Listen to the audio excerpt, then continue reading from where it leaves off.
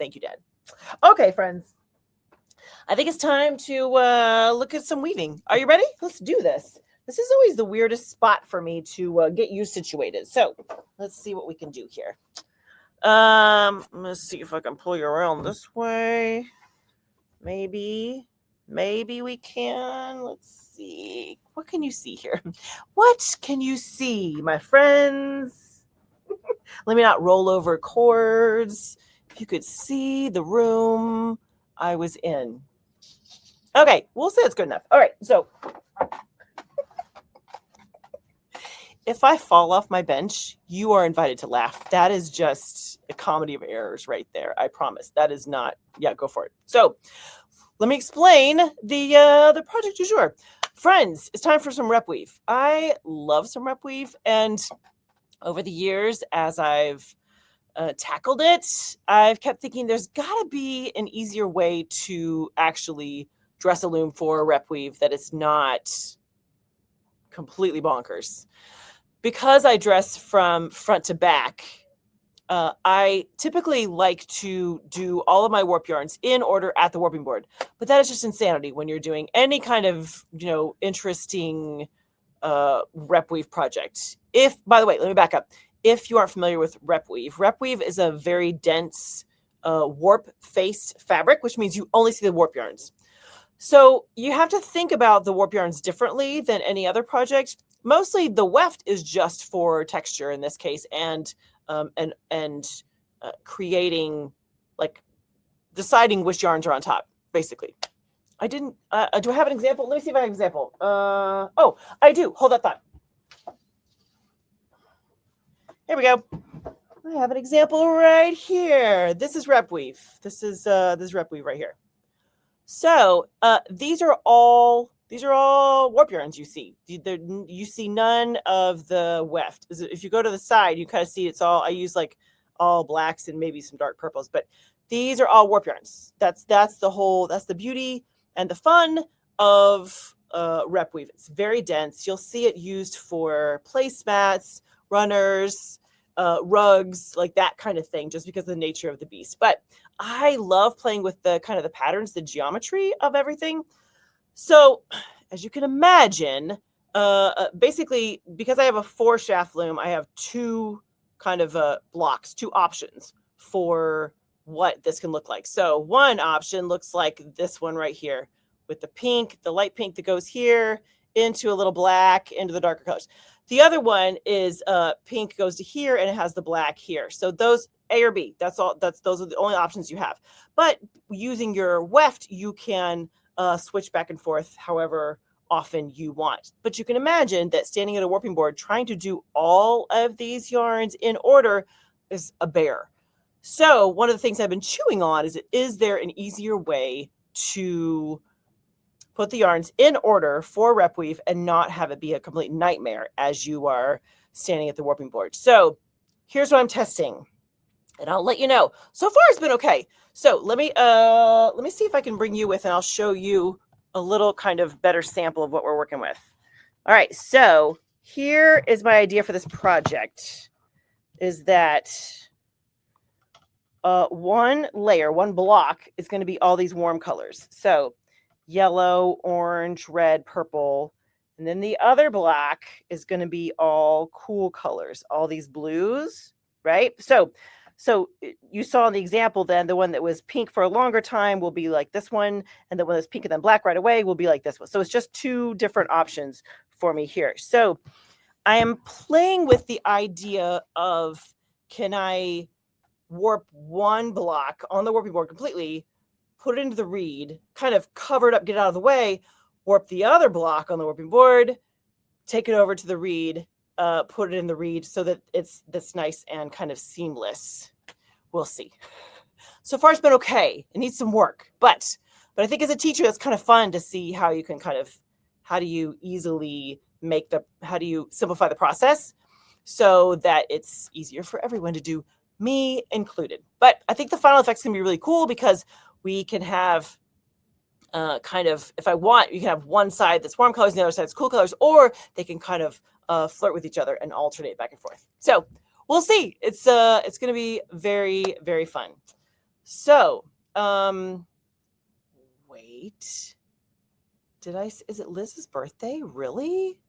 Is it today, Liz? Is that right? I missed it somewhere in the comments. Is it really your birthday today, honey? Because we're going to need, yes. Okay. See, Liz's birthday. All right, darling. Okay, back to the project. Sorry, totally distracted. I love birthdays. I love July birthdays. So that's always excited. Okay. So here I am. I have gotten everything into the reed.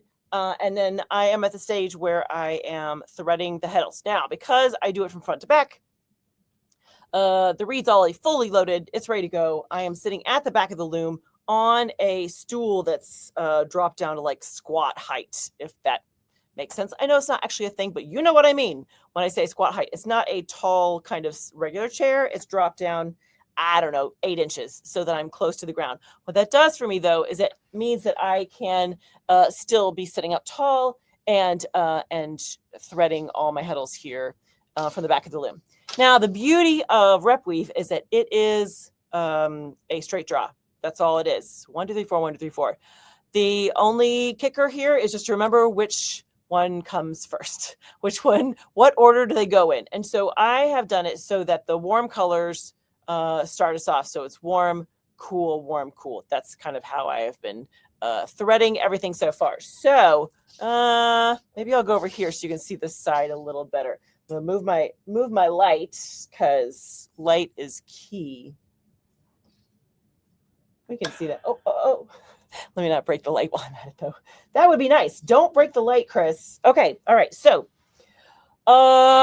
here we go. We'll go from this side then. Because I'm at the back, and because of the style of loom that I am on, first of all, because I'm at the back, this is shaft number 4. So if the first shaft is always as you're sitting towards the front, 1, 2, 3, 4. So this is shaft number 4 here. Because I have a jack loom, they have these little clips here in the middle, and there's different ways you can approach that, but I tend to work around the clips. I'll start on one side of the clip and work this way, and then go to the other side and work the other way. What that means, though, is that if I'm going this direction, I'm going 1, 2, 3, 4, 1, 2, 3, 4, but I need that to stay the same consistency. So going this way has to be 4, 3, 2, 1, 4, 3, 2, 1. If that makes your head hurt, just ignore it. It's not that big a deal. But for anyone who's still kind of figuring out the dressing the loom process, that's part of why I do it. If you take the clips out, you could just like start at one side and go to the other side. You could absolutely do that too. Whatever makes sense in your head with your loom, all of those factors. So without further ado, let's see if I can do this backwards on camera, live, all the things. All right. So because I'm going to be going from this side over, I'm going to go 4, 3, 2, 1, which means per my instructions that I need to start with a cool color. So if you look at, by the way, I made this very easy on myself. I have a 12 dent reed and I have it spaced at 24 ends per inch because basically one layer, one block is 12 ends per inch. And then the other one is 12 ends per inch. So easy math. I always recommend, if at all possible, make the math easier for yourself. Make a little adjustment so it just is. There's so few times that the subtleties make a huge difference. So especially if you're starting, make the math easy for yourself. Okay, so cool color first.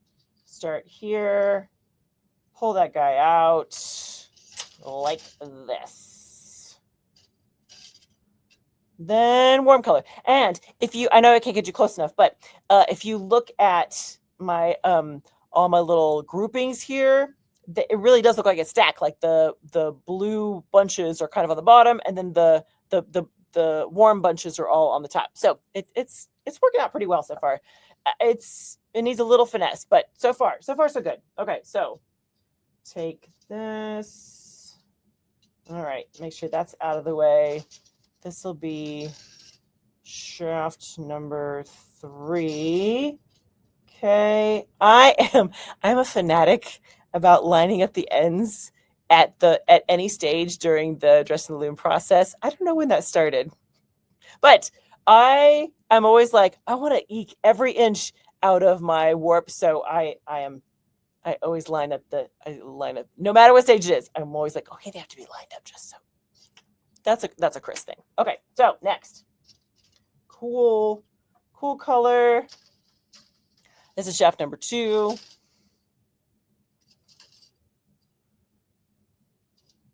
Back to a warm color. Shaft number 1. So what's fun about the design for this is that, I'm going to pause that right there, is that I did the warm colors so it starts at one end with the really light ones, like the yellows, the light yellows, and it goes all the way to like the dark colors. But the blue, I went kind of a quicker kind of repeat. So they should look really different from each other. So that loosely is the plan.